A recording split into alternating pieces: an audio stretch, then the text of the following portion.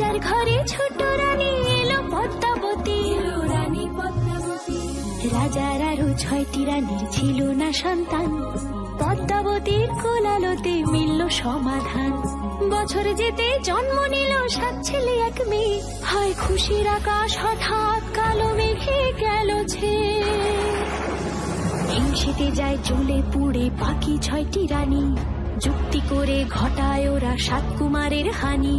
সুযোগ মতো 7 ছেলেকে মাটিতে দেয় পুঁতে, বাঁচে একা পারুল, ওরা পায় না তাকে ছুতে। ধাইমা বাজায় সেই মেয়েকে বড় করে তোলে, 7 ভাইকে পায় যে পারুল 7টি চাপা ফুলে। এত কিছুর পরেও রাজার বিপদ যে কাটে না, সূর্য নগরে সুখের সূর্য আর ওঠে না। হিংসা বিবাদ বিচ্ছেদ আর প্রেমের কাহিনীতে পারুল বোন কি পারবে 7 ভাই চম্পাকে জাগাতে।